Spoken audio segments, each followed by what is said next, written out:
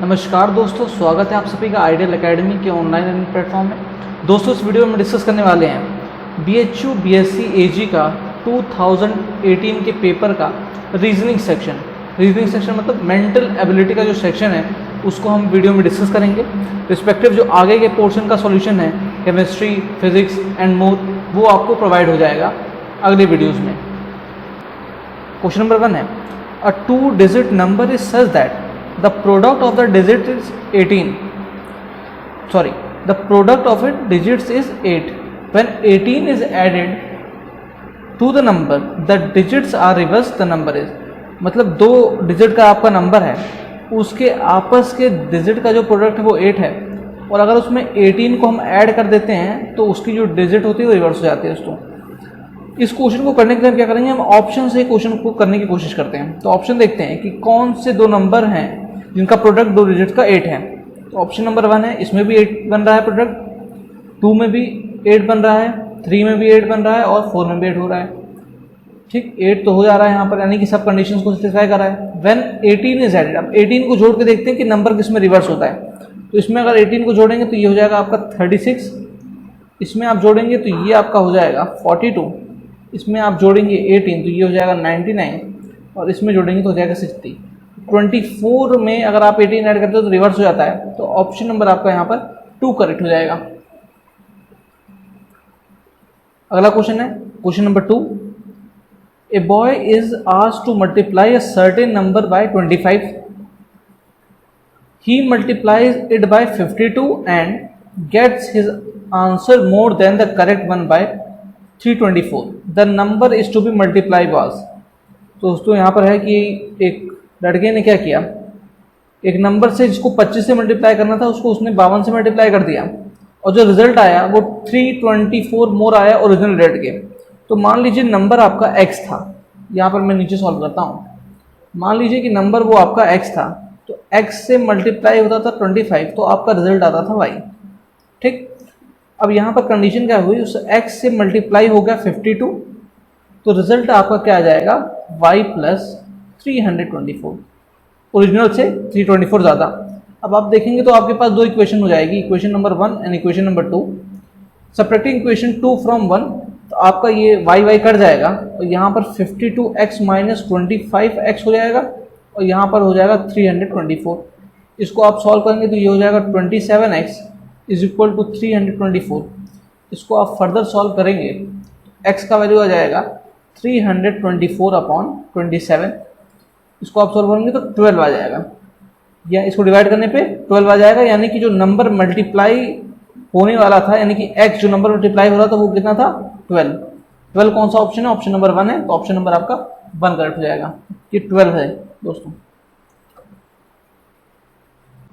अगला क्वेश्चन है question number 3, the mean temperature of Monday to Wednesday was 37 degree centigrade and that Tuesday to Thursday was 34 degree centigrade. If the temperature on Thursday was 4/5 that of Monday, what was the temperature on Thursday? तो इस question को solve करने से पहले आपको बता दूं दोस्तों, ये जो प्रिंटिंग यहाँ पर कम आई है, ये एक्चुअल में हमारे प्रिंटर की फॉल्ट नहीं है, ये ऑफिशियल साइट पर ही ऐसा ही पेपर दे रखा था। जो ऑफिशियल साइट है BHU की bhuonline.in, वहाँ से हमने पेपर निकाला, बिल्कुल सेम ऐसा ही पेपर था, और यहाँ प्रिंटिंग वहाँ पर भी बहुत कम थी, उसी को हम डायरेक्टली प्रिंट किए हैं। तो यहाँ पर आपको कुछ चीज़ें नहीं समझ में आ रही होगी, तो मैं रीड कर रहा हूँ इसीलिए। तो इस क्वेश्चन में कह रहा है कि मंडे से ट्यूसडे के बीच का मेन टेम्परेचर 37 डिग्री सेंटीग्रेड था, और ट्यूसडे से थर्सडे का आपका 34 डिग्री सेंटीग्रेड है। तो आपको बताना है कि थर्सडे का 4/5 था मंडे के, तो थर्सडे का टेम्परेचर बताना है। इसको सॉल्व करने के लिए दोस्तों क्या करते हैं कि यहाँ पर लेट कर लेता हूँ, ये मंडे ट्यूसडे वेडनेसडे का टेम्परेचर आपका XYZ है। ठीक, तो ट्यूसडे वेडनेसडे थर्सडे, ट्यूसडे का हमने Y लेट कर लिया, और वेडनेसडे का आपने Z का लेट कर लिया, और उसके बाद थर्सडे का यहाँ कंडीशन है कि 4/5 ऑफ मंडे। तो मंडे का अगर x है तो थर्सडे का क्या हो जाएगा 4/5 ऑफ x हो जाएगा। अब क्वेश्चन से कंडीशन को सॉल्व करते हैं। तो अकॉर्डिंग टू क्वेश्चन है, यहाँ मैं ऊपर कर रहा हूँ कि x plus Y plus Z mean temperature हो जाएगा बाई 3 इज इक्वल टू आपका है 37 डिग्री, यानी कि x plus Y plus Z का यहाँ से वैल्यू आ जाएगा, तो आप सॉल्व करेंगे ये आ जाएगा इतना। अब दूसरी कंडीशन आप लगाएंगे कि y plus Z plus 4/5 of x upon 3, यानी कि mean temperature of Tuesday Wednesday Thursday, तो इसका वैल्यू आपको 34 दिया हुआ है। इसको आप सॉल्व करेंगे तो आपका हो जाएगा y plus Z plus 4/5x is equal to, ये आपका हो जाएगा 102। ठीक, ये एक इक्वेशन बन गई, इक्वेशन नंबर 1, और ये 102 होगा तो इक्वेशन नंबर 2 बन गई। इन दोनों को आप सब्ट्रैक्ट कर लीजिए, y z ऊपर है कट जाएगा, ये हो जाएगा x minus 4/5 of x will be equal to, यहाँ पर 111, यह हो जाएगा 9, यानी कि 1/5 x is equal to 9, x is equal to 45 degree. यानी कि जो टेम्परेचर है, x किसका टेम्परेचर था, मंडे का टेम्परेचर था, तो मंडे का टेम्परेचर आपका यहाँ पर आ जाएगा 45 डिग्री। अब मंडे का टेम्परेचर अगर 45 आ गया तो आपको पूछा किसका है, थर्सडे का, तो थर्सडे का 4/5 ऑफ 45 डिग्री, यानी कि 4/5 इंटू 45, ये हो जाएगा 9, यानी कि 36 डिग्री आ जाएगा टेम्परेचर। 36 डिग्री कौन सा ऑप्शन है, ऑप्शन नंबर 3, तो ऑप्शन नंबर आपका 3 करेक्ट हो जाएगा। फिर से मैं इसको समझा देता हूँ। हमने क्या किया, मंडे ट्यूसडे वेडनेसडे का temperature X Y Z let कर लिया, फिर उसके बाद हमने देखा कि ट्यूसडे वेडनेसडे थर्सडे का टेम्परेचर वाई जेड पहले से था, और थर्सडे और मंडे का टेम्परेचर रिलेटेड था 4/5 से, तो उसको लिख लिया।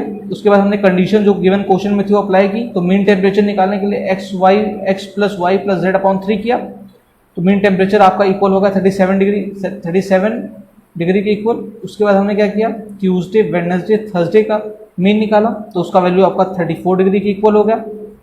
दोनों को फर्दर सॉल्व किया, एक्स वाई जेड में दो इक्वेशन बन गई।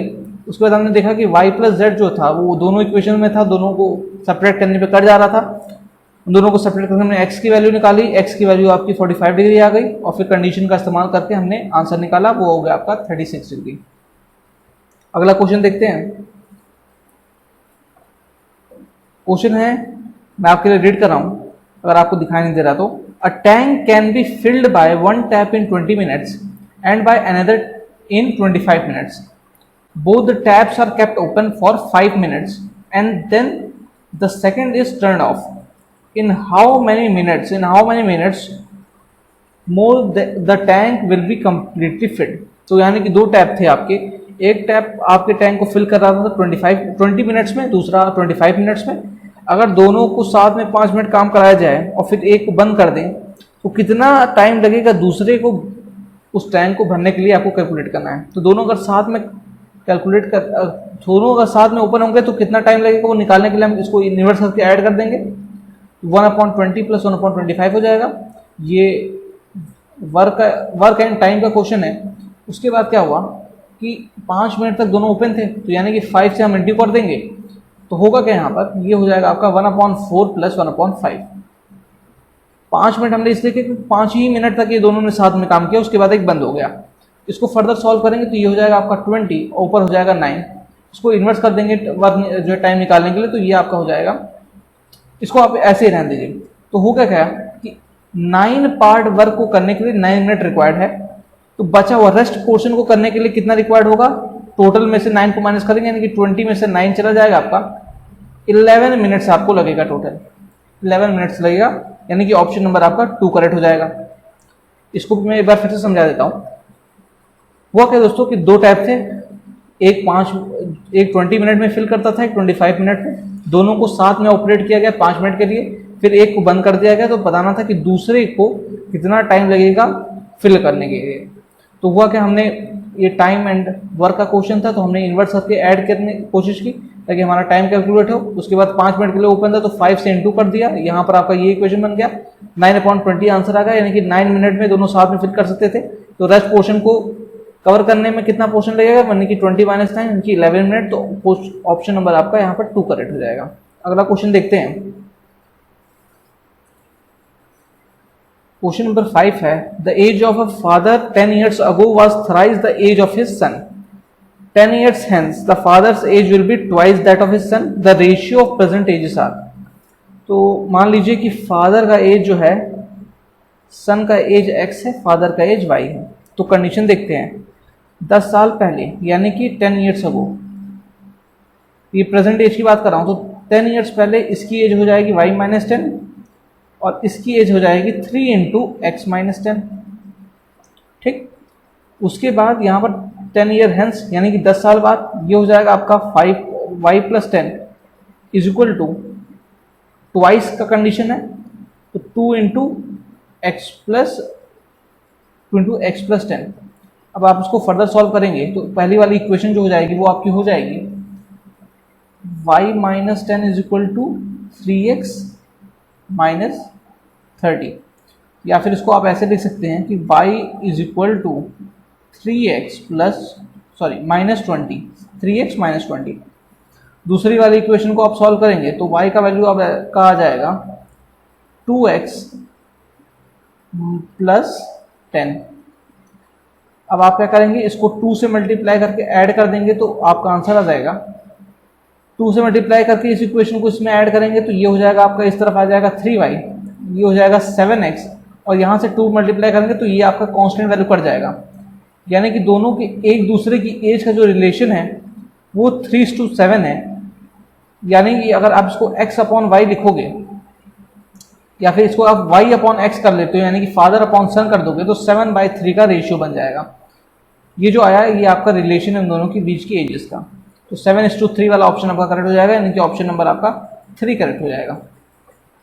अगला क्वेश्चन है क्वेश्चन नंबर 6।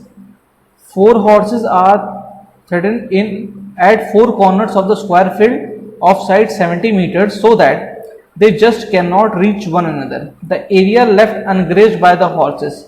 तो कंडीशन कुछ इस तरह की है कि ये आपका फील्ड है, स्क्वायर फील्ड, और इसका जो लेंथ दे रखा है वो आपको 70 मीटर दे रखा है।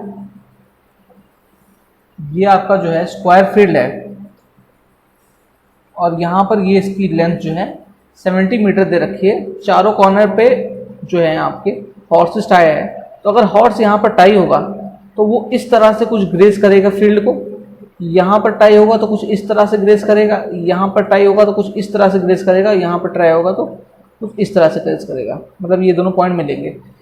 पॉइंट मिलने का मतलब ये नहीं वो दूसरे के एरिया में जाएंगे, जस्ट टच होने वाली कंडीशन है यहाँ पर।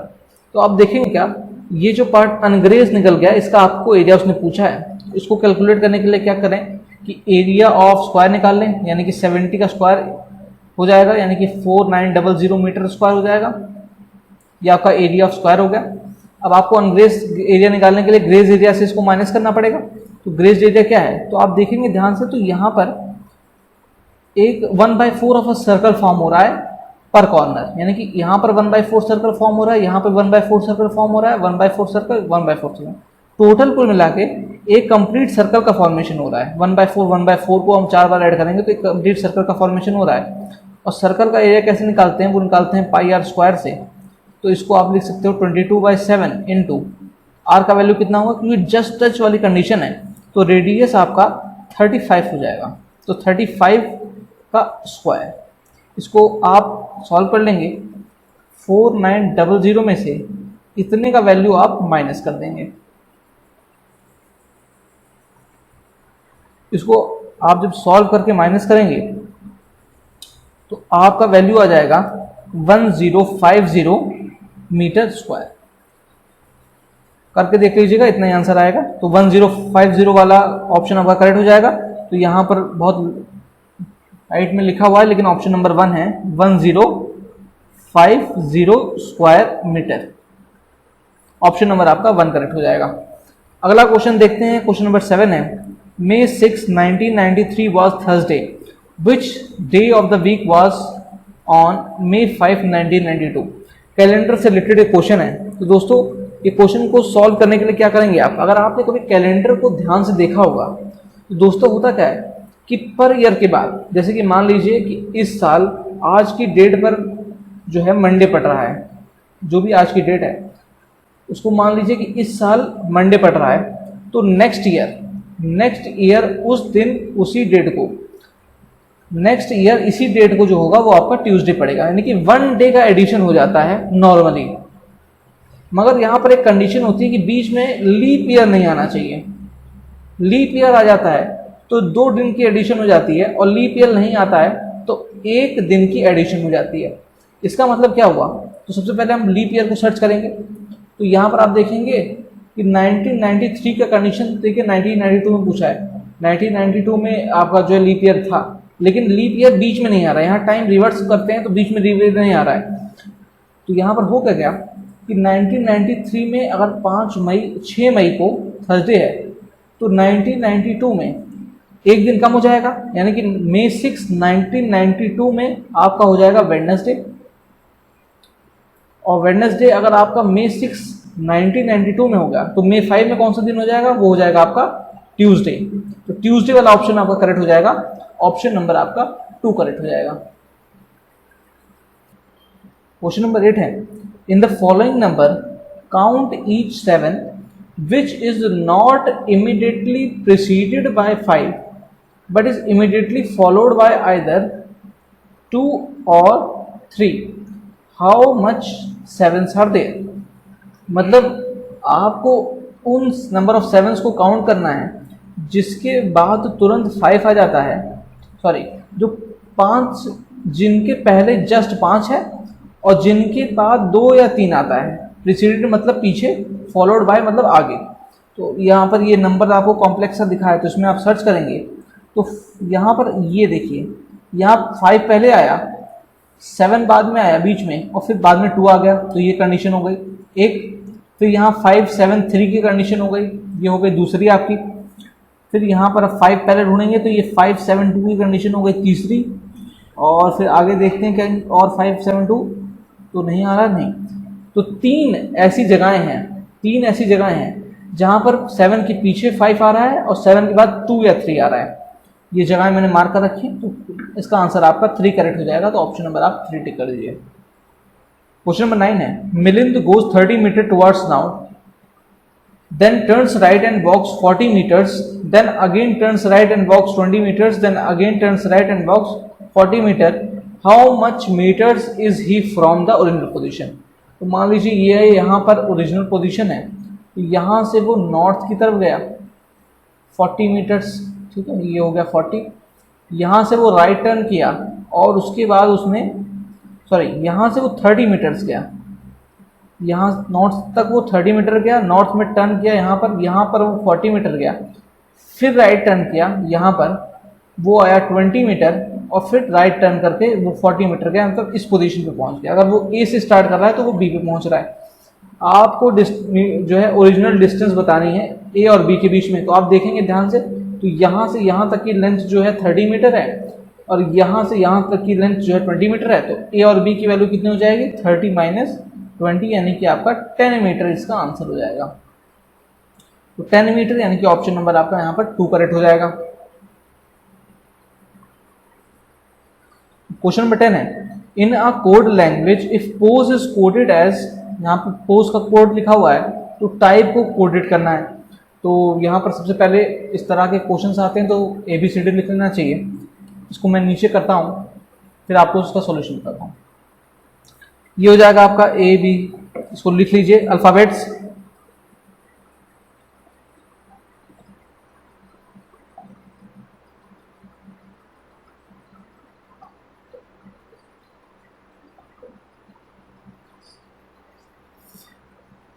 अब क्वेश्चन को देखिए दोस्तों, पोज को इसने कोड किया है, पोज को कोड किया है इसने, तो यहाँ पर आप देखेंगे पोज के P को कोड करने के लिए P को रिप्लेस करके OQ लिख दिया गया है, और उसके बाद क्या किया गया, O को कोड किया गया, O को रिप्लेस करके NQ लिख दिया गया है, NP लिख दिया गया है। उसके बाद क्या किया गया है, उसके बाद S को जो है कोड करने के लिए S को रिप्लेस करके उसकी जगह आप RT लिख दिया गया है, और E को रिप्लेस करके उसकी जगह DF लिख दिया गया है। मतलब उस नंबर को छोड़ दिया गया है और उसके आगे और पीछे के लेटर्स को लिख दिया गया है, पीछे और आगे के। इसका मतलब अगर आपको टाइप को कोड करना होगा तो आप कैसे कोड करोगे, T को पकड़ोगे, उसके पीछे वाला लेटर लिखोगे, उसके आगे वाला लिखोगे, यानी कि ये हो जाएगा SU। Y की जगह आप लिख दोगे X इंटू Z, P की जगह लिख दोगे O इंटू Q, और ये आप E की जगह हो जाएगा D इंटू F। ये आपका कोड हो जाएगा। अब ऑप्शन मैच करा लीजिए, ऑप्शन नंबर आपका ये बिल्कुल 3 वाला है, मैच कर जाएगा, तो ऑप्शन नंबर आपका 3 करेक्ट हो जाएगा। अगला क्वेश्चन है question number 11, the ratio of numbers of boys and girls in a school of 770 student is 7:15, how many more boys should be admitted to make the ratio 1:1।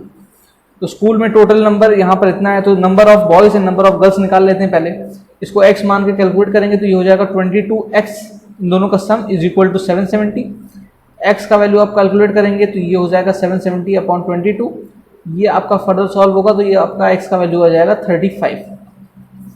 x का value 35 आ गया तो आप number of boys and number of girls calculate कर लीजिए। इसको 7 से multiply कर देंगे तो नंबर ऑफ बॉयज निकल जाएगा, तो नंबर ऑफ बॉयज हो जाएगा आपका 245, और नंबर ऑफ गर्ल्स निकालने के लिए आप इसको 15 से मल्टीप्लाई कर दीजिए, 15 इंटू 35,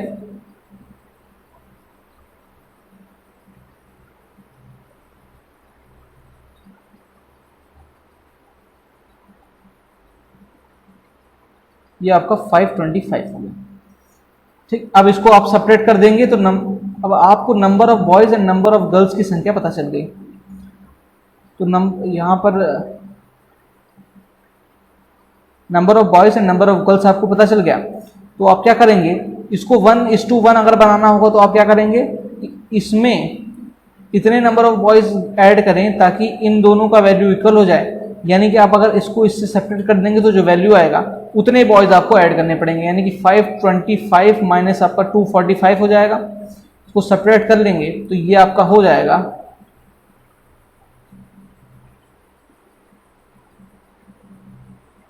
280 और बॉयज को ऐड करेंगे ताकि 245 आपका 525 के इक्वल हो जाए और रेशियो आपका 1:1 हो जाए।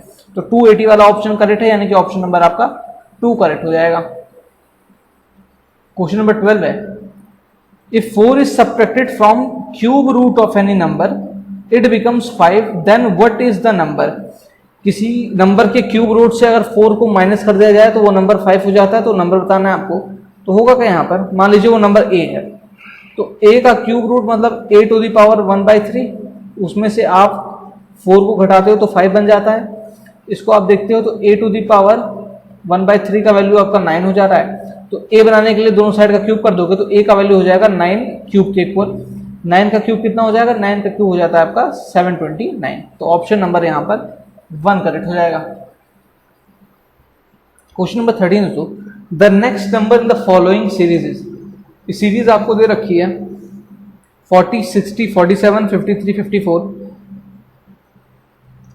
अगला नंबर आपको बताना है, तो आप इसको कैसे करोगे, तो मैं यहाँ आपको नोट कर एक बार लिख देता हूँ फिर आप समझिएगा। ये 40 हो गया, ये 60 हो गया, ये 47 हो गया, ये आपका हो गया 53, ये हो गया 54। तो ध्यान से देखेंगे आप तो फर्स्ट नंबर को और थर्ड नंबर को देखिए। यहाँ पर पहला नंबर थर्ड नंबर बनने के लिए आपको 7 का एडिशन हो रहा है, फिर आपका थर्ड नंबर फिफ्थ नंबर में चेंज करने के लिए पोजीशन ऑफ नंबर देखेंगे तो फिर से +7 का चेंज हो रहा है। यानी कि अगर ऑड प्लेसेस पर जो नंबर बढ़ रहे हैं वो +7 के रेट से बढ़ रहे हैं। इवन नंबर की बात करते हैं तो इवन नंबर में 60 से ही आपका चेंज हो गया 53, यानी कि -7 का रेट चेंज हो रहा है। मतलब ऑड प्लेसेस पे जो नंबर है वो इंक्रीज कर रहे हैं +7 के रेट से, और इवन नंबर पे पोजीशंस पर जो नंबर है वो डिक्रीज कर रहे हैं -7 के रेट्स पे। तो अगला नंबर यहाँ पर जो होगा वो इवन पर होगा, तो इवन होगा तो यानी कि 53 - 7 हो जाएगा, तो ये आपका हो जाएगा 46। 46 ऑप्शन आपका करेक्ट हो जाएगा, और नहीं कि ऑप्शन नंबर आपका 3 करेक्ट हो जाएगा। क्वेश्चन नंबर 14 है, if the perimeter of rectangle is 52 metre and the area is 160 metre square, then the length of the rectangle is. Length आपको कैलकुलेट करना है दोस्तों। आप होगा क्या यहाँ पर कि पेरीमीटर ऑफ रेक्टेंगल आप जानते हो 2 × l+b होता है, इसका वैल्यू आपका 52 है। यहाँ से अगर आप देखते हो तो l+b का वैल्यू आपका 26 आ जाता है। ये आपका एक इक्वेशन हो गया। उसके बाद क्या होगा, एरिया आपको यानी कि l × b का वैल्यू आपको दे रखा है, l × b का वैल्यू आपको दे रखा है 160। l - b का वैल्यू अगर आप निकाल लो और फिर ये एक और इक्वेशन बना के कोरिलेट कर दो तो l का वैल्यू निकाल सकते हो। l - b जो है वो आपका हो जाता है l + b का होल स्क्वायर -4 × l × b। ध्यान से इसको समझिएगा दोस्तों। l - b को हम इतना लिख सकते हैं कि क्यों लिख सकते हैं, क्योंकि l + b का जो होल स्क्वायर होगा वहाँ l² + b² -2ab आएगा, मतलब 2lb आएगा प्लस में। वो जो प्लस में आएगा वो यहाँ -4 से माइनस में कन्वर्ट हो जाएगा, और माइनस में कन्वर्ट हो जाएगा तो ये l माइनस बी का होल स्क्वायर हो जाएगा, रूट हटा देंगे तो ये इक्वल हो जाएगा। l माइनस बी का वैल्यू आप यहाँ से कैलकुलेट करेंगे, l प्लस बी का वैल्यू आपको गिवन है, इसका भी वैल्यू आपको गिवन है, इसको मैं आपको बता देता हूँ, उसको सॉल्व करेंगे आप तो l माइनस बी का वैल्यू आएगा √36, l माइनस बी का वैल्यू आ जाएगा आपका 6। दो इक्वेशन आपकी फॉर्म हो गई, इक्वेशन नंबर 1 एंड 2, इन दोनों को ऐड करेंगे तो 2l का वैल्यू आपका 32 आ जाएगा, l का वैल्यू इसको फर्दर सॉल्व करेंगे तो 16 आ जाएगा। लेंथ आपका होगा 16 मीटर, तो 16 मीटर वाला ऑप्शन आपका करेक्ट हो जाएगा, यानी कि ऑप्शन नंबर आपका 2 करेक्ट हो जाएगा। अगला क्वेश्चन है question number 15, find the next number in the following series. ये आपको कोई सीरीज दे रखी है, इसका नेक्स्ट नंबर आपको दिखाना है। तो यहाँ पर आप ध्यान से देखिए दोस्तों, इसमें क्या हो रहा है कि ये नंबर फर्स्ट नंबर और जो थर्ड पोजीशन पे नंबर है इसमें 25 का इंक्रीज हो रहा है, थर्ड नंबर और फिफ्थ नंबर में फिर 25 का इंक्रीज हो रहा है, और फिफ्थ नंबर और सेवंथ नंबर में भी फिर से 25 का इंक्रीज हो रहा है। फिर आप देखिए ध्यान से, जो इवन पोजीशंस पे नंबर है वो 1000 है, 1000 मतलब 10 का क्यूब है। जो आपका फिर से जो फोर्थ पोजीशन पे नंबर है वो 9 का क्यूब है, सिक्स पोजीशन पे नंबर आपका 8 का क्यूब है, तो 8th पोजीशन पे आपका नंबर क्या हो जाएगा 7 का क्यूब हो जाएगा, यानी कि 7 का क्यूब कितना हो जाएगा, तो 7 का क्यूब आप निकाल देंगे, ये हो जाएगा 49 इंटू 7 343, 343 का ऑप्शन करेक्ट हो जाएगा, यानी कि ऑप्शन नंबर आपका 2 करेक्ट हो जाएगा। अगला क्वेश्चन है question number 16, find the missing number in the following figures. Figure दे रखी है, इसमें मिसिंग नंबर यहाँ पर आपको बताना है। दोस्तों ध्यान से इसको कोड को समझते हैं। तो यहाँ पर हो कह रहा है 5 में 4 प्लस कर दिया तो यहाँ पर नीचे लिख दिया 9, और 5 में 4 का मल्टीप्लाई कर दे तो ये हो गया 20। अगला देखते हैं, अगले में क्या हो रहा है कि 3 में फिर 8 प्लस कर दे तो 11, और 3 में 8 प्लस कर दे तो 24, ये भी सही है। इसका मतलब जो अगला हो जाएगा वो क्या हो जाएगा, 9 में 4 प्लस करके ये 13, तो 9 इंटू 4 यहाँ पर हो जाएगा, तो 9 इंटू 4 क्या होता है 36, यानी कि ऑप्शन नंबर 2 है, ऑप्शन नंबर आपका 2 करेक्ट हो जाएगा। क्वेश्चन नंबर 17 है, a man is 24 years older than his son. In 2 years, his age will be twice the age of his son. The present age of son is. Present age आपको निकालनी है। अभी जो सन की as, जो man की as है वो 24 ईयर ज़्यादा है सन की एज से। 2 साल के बाद ये कंडीशन हो जाएगी। तो मान लीजिए मैन का एज जो है वो आपका y है और सन का x है। तो कंडीशन क्या है कि y is equal to x plus 24 है। ठीक, ये आपकी एक इक्वेशन बन गई। उसके बाद क्या हो रहा है, 2 ईयर के बाद यानी कि y प्लस 2, ये जो एज होगी ये ट्वाइस हो जाएगी, यानी कि 2 इंटू एक्स प्लस 2 हो जाएगी। प्रेजेंट एज यहाँ पर x ले रखी है तो 2 साल बाद उसकी भी एज बढ़ेगी, तो ये हो जाएगा। अब आपको प्रेजेंट एज निकालनी है सन की, यानी कि x का वैल्यू निकालना है। तो ये आप देखेंगे ध्यान से, इन दोनों को आप सेपरेट कर देंगे तो y का वैल्यू कट जाएगा। तो होगा क्या यहाँ पर 2x plus 4 minus 24, 2x plus 4 minus 24 minus x will be equal to 2। मतलब यहाँ पर क्या होगा, इसको यहाँ पर ये हो जाएगा x, ये हो जाएगा x minus 20 is equal to 2। यहाँ से x का वैल्यू कितना आ जाएगा 22, यानी कि प्रेजेंट एज जो है सन की वो आपकी है 22 ईयर्स। तो 22 ऑप्शन आपका करेक्ट हो जाएगा, इनके ऑप्शन नंबर आप 4 टिक कर दोगे। अगला क्वेश्चन है question number 18, out of 450 students of a school 325 play football, 175 play cricket and 50 of them neither play football nor cricket. How many students play both football and cricket? दोस्तों इसको solve करने के लिए एक फॉर्मूला होता है, NA union B is equal to करते हैं हम लोग NA plus NB minus NA intersection B। ये फॉर्मूला होता है। आपको यहाँ पर जो है प्ले बोथ की बात बोल रखा है, तो आपको कैलकुलेट करना होगा यहाँ से। तो NA का वैल्यू आप जानते हो कि ये 20, ये N का मतलब, A का मतलब कितने बच्चे फुटबॉल खेलते हैं तो 325 प्लस कितने, B का मतलब कितने बच्चे ट्रीट करते हैं यानी कि 175 माइनस NA इंटरसेक्शन B मतलब कि टोटल में से कितने जो है टोटल में से दोनों कितने खेलते हैं, मतलब टोटल नंबर आपका अगर 540 है, 550 है और 50 बच्चे नाइदर प्ले करते हैं तो दोनों कौन प्ले करेगा, इस 50 को घटा दीजिए, दोनों प्ले करने वाले की संख्या हो जाएगी आपकी लगभग इतना। दोनों प्ले मतलब ये आइदर ऑफ वन का मैं बात कर रहा हूँ, दोनों मतलब बोथ नहीं, आइदर ऑफ वन की बात करूंगा मैं। तो यहाँ पर ये 450 में से आप 50 माइनस कर दोगे तो 400 हो जाएगा, यहाँ पर ये हो जाएगा -400, इसको आप जो ऐड करोगे तो 500 माइनस 400 हो जाएगा, आंसर आपका आ जाएगा 100। तो 100 ऑप्शन आपका करेक्ट हो जाएगा, यानी कि ऑप्शन नंबर आप 3 टिक कर दोगे। क्वेश्चन नंबर 19 है, what will be the angle of elevation of the sun when the length of the shadow, यहां पर ये शैडो है, shadow of a tree is √3 times the height of the tree. Angle of elevation की बात कर रहा है, मान लीजिए ये आपका ट्री है, इसकी हाइट L है, यहां पर आपका सन है, तो अगर यहां पर आपका जो है सन है तो ये शेडो कास्ट करेगा, यहां पर जो शेडो की लेंथ कितनी हो जाएगी, √3L हो जाएगी। मान लीजिए ये जो एंगल ये थीटा है, तो आप होगा क्या है, आप tan थीटा निकाल लीजिए, यहाँ से tan थीटा का वैल्यू कितना आ जाएगा, L/√3L यानी कि 1/3 लिख सकते हैं। तो tan मतलब थीटा की कौन से वैल्यू के लिए ये वैल्यू 1/3 हो जाएगी, तो हम जानते हैं थीटा इज इक्वल टू, अगर आप 30 डिग्री रख देंगे, 30 डिग्री आप रख देंगे तो इसका वैल्यू हो जाएगा 1/3। तो एंगल ऑफ एलिवेशन ऑफ सन आपका हो जाएगा 30 डिग्री, यानी कि ऑप्शन नंबर आपका 1 करेक्ट हो जाएगा। अगला क्वेश्चन है दोस्तों, question number 20, a train which is 700 metre long is running at a speed of 72 km/h। If it is crosses a tunnel in 1 minute, then the length of the tunnel in meter is।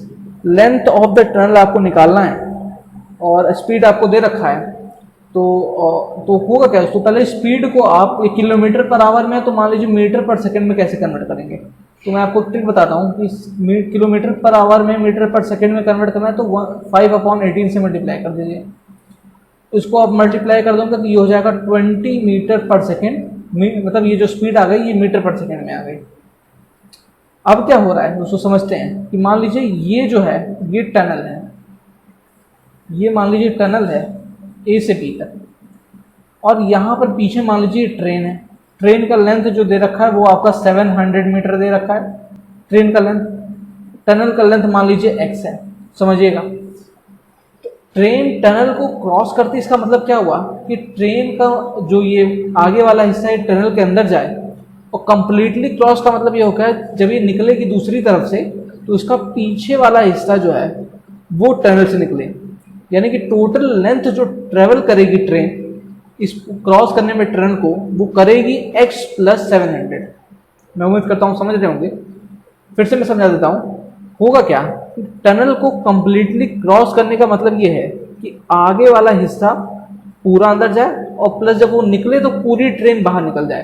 तो पूरी train बाहर निकलेगी तो total distance जो travel करेगी train वो होगी 700 + x। तो 700 + x हो गई टोटल डिस्टेंस, टाइम आपको गिवन है और यहाँ पर स्पीड दे रखी है, तो डिस्टेंस यानी कि 700 + x, distance upon time is equal to speed, यानी कि 700 + x को आप फर्दर सॉल्व करोगे ये हो जाएगा 1200, x का वैल्यू आपका आ जाएगा 500, यानी कि लेंथ ऑफ टनल कितनी हो जाएगी 500 मीटर। तो ऑप्शन नंबर आप 4 टिक कर दोगे, सही हो जाएगा आपका। क्वेश्चन नंबर 21 है, the area of largest triangle which can be inscribe in a semi circle of radius. दोस्तों ये थोड़ा थ्योरेटिकल पोर्शन का क्वेश्चन है, इसका मैं आपको आंसर बताता हूँ, इसका रीजन बहुत जो है, इसका फिगर भी मैं आपको बना के दिखाता हूँ। होगा क्या यहाँ पर कि सेमी सर्कल के अंदर जो मैक्सिमम एरिया होता है ट्राइंगल का वो r² होता है, r² सेंटीमीटर स्क्वायर, यानी कि ऑप्शन नंबर आपका 2 करेक्ट हो जाएगा। होता क्या, जब सेमी सर्कल के अंदर आप मैक्सिमम यहाँ पर ट्राइंगल रखोगे तो जो ट्राइंगल फॉर्म होगा ये मान लीजिए दोनों बेसिस को कवर करके होगा, इसका जो हाइट होता है वो हो जाता है r के इक्वल और बेस इसका r होता है, बेस यहाँ पर ये 2r हो जाएगा। तो होता क्या है कि एरिया ऑफ ट्राइंगल आप निकालते हो 1/2 इंटू बेस इंटू हाइट से, तो 1/2 बेस कितना होगा 2r इंटू हाइट हो जाती है इसकी r, तो आंसर आपका हो जाता है r²। तो r² आपका सही हो जाएगा, यानी कि ऑप्शन नंबर आप 2 टिक कर दोगे। क्वेश्चन नंबर 22 है, A hall is 15 meter long and 12 meter broad. If the sum of areas of floor and ceiling is equal to sum of areas of four walls, the volume of hall is. तो इस question में आपको length and breadth दे रखा है, height नहीं दे रखा है, condition आपको दे रखी है और आपको वॉल्यूम पूछा है। तो सबसे पहले उस कंडीशन का इस्तेमाल करके आप इसका हाइट निकालोगे, फिर वॉल्यूम निकलेगा। तो लेंथ यहाँ पर 15 है, ब्रेड्थ यहाँ पर जो है 12 है। इसको मैं नीचे सॉल्व कर देता हूँ। दोस्तों कंडीशन क्या थी, लेंथ आपका 15 मीटर था, ब्रेथ आपका यहाँ पर 12 मीटर था। Sum of areas of floor and ceiling की बात क्या है, तो फ्लोर और जो है नीचे का एरिया जो होगा वो सेम होगा, यानी कि वो 2 इंटू 2 टाइम्स जो है इंटू बी हो जाएगा। 2 टाइम्स एल इंटू बी मतलब एक बार आपने जो है नीचे का एरिया निकाला एल इंटू बी करके, और फिर उसका ट्वाइस करना मतलब ऊपर का एरिया का भी वही होगा, दोनों का सम कर देंगे तो 2 टाइम्स हो जाएगा। इसका वैल्यू इक्वल हो जाएगा 4 वॉल्स के एरिया के। अब 4 वॉल्स के एरिया का क्या मतलब है दोस्तों, एक साइड का जो अपोजिट साइड्स के वॉल होंगे, एक बार लेंथ इंटू हाइट होगा एरिया और एक बार ब्रेथ इंटू हाइट होगा, यानी कि अल्टरनेटिव वे में length into height into plus breadth into height plus length into height into breadth into height, इस टाइप से चारों वॉल का एरिया निकलेगा। तो होगा क्या, 2 टाइम्स हो जाएगा length into height plus 2 times हो जाएगा आपका ब्रेथ इंटू हाइट, 2 कट जाएगा। L इंटू बी है यहाँ पर, तो ये इसका वैल्यू आप निकाल लेंगे, 15 इंटू 12 है। H कॉमन लेंगे, ये हो जाएगा L प्लस बी। H का वैल्यू हम निकालेंगे 15 इंटू 12 अपॉन, ये आपका हो जाएगा 27। इसको 3 से काट देंगे तो ये हो जाएगा आपका 4, ये हो जाएगा आपका 9। फिर से इसको फर्दर डिवाइड करेंगे, ये हो जाएगा आपका 3, ये हो जाएगा 5। हाइट आपकी आ जाएगी 20/3, हाइट आपकी आ गई 20/3। वॉल्यूम की बात है तो वॉल्यूम होता है L into B into H. तो लेंथ आपकी 15 है, ब्रेथ जो है 12 है, हाइट 20/3 है। इसको यहाँ पर सॉल्व करेंगे 4 टाइम्स, यानी कि ये हो जाएगा 60 इंटू 20, 1200 मीटर क्यूब आपका वॉल्यूम हो जाएगा। 1200 मीटर क्यूब आपका वॉल्यूम हो जाएगा। ऑप्शन देख लेते हैं, 1200 मीटर क्यूब जो वॉल्यूम है ऑप्शन नंबर 3 में है, तो ऑप्शन नंबर आपका 3 करेक्ट हो जाएगा। क्वेश्चन नंबर 23 है, a tank can be filled in by 1 pipe in 4 minutes and by another pipe in 12 minutes. If both pipes are opened simultaneously, in how much time will the tank be filled in? ये भी time and work का question है, इससे पिछले वाला था, लेकिन यहाँ पर दोनों को ओपन कर दिया गया है। तो टाइम निकालने के लिए आप क्या करोगे, इन्वर्स करके ऐड कर दोगे खाली 1/4 प्लस 1/, ये हो जाएगा 12। इसको यहाँ पर एलसीएम ले लोगे, ये हो जाएगा 12, ये हो जाएगा 3 + 1। फिर इसको उल्टा कर दोगे टाइम निकालने के लिए, तो ये हो जाएगा 12/4। टाइम टोटल लग जाएगा आपका 3 मिनट। 3 मिनट आपको लग जाएंगे इसको भरने में, तो 3 मिनट ऑप्शन नंबर 2 में, तो ऑप्शन नंबर आपका यहाँ पर 2 करेक्ट हो जाएगा।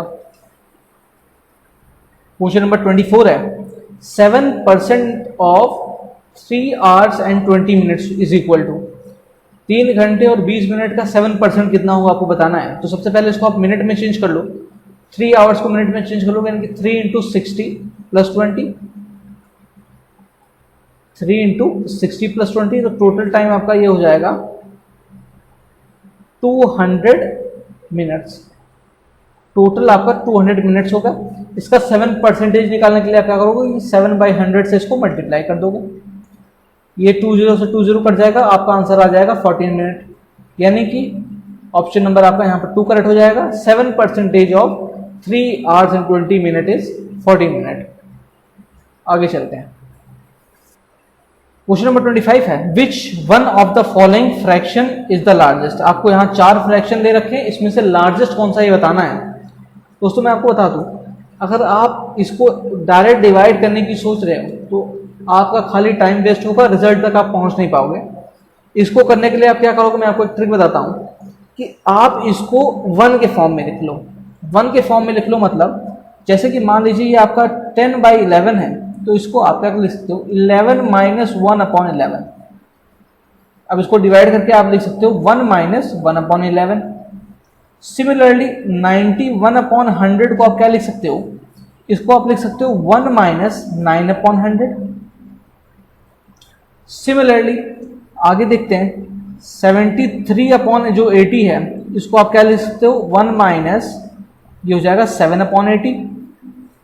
फिर सिमिलरली आगे अगला जो 83/90 है उसको आप क्या लिख सकते हो, 1 - 7/90। ऐसा मैं क्यों लिखवा रहा हूँ, इसलिए लिखवा रहा हूँ ताकि आपको थोड़ा सा इसको समझने में आसानी हो। अब फ्रैक्शन लार्जेस्ट कौन सा होगा, अब 1 में से आप कुछ चीज़ों को घटा रहे हो तो 1 में से जो सबसे कम घटेगा वही उसी का फ्रैक्शन सबसे ज़्यादा होगा। ये सब इक्वल है, तो अब देखिए यहाँ पर 1 में से घटा रहे हो 1/11, दूसरे वाले में से आप घटा रहे हो 9/100, तीसरे वाले में से आप घटा रहे हो 7/80 और चौथे वाले से घटा रहे हो 7/100। यहाँ पर आप देखोगे तो ये मतलब 0.09 है।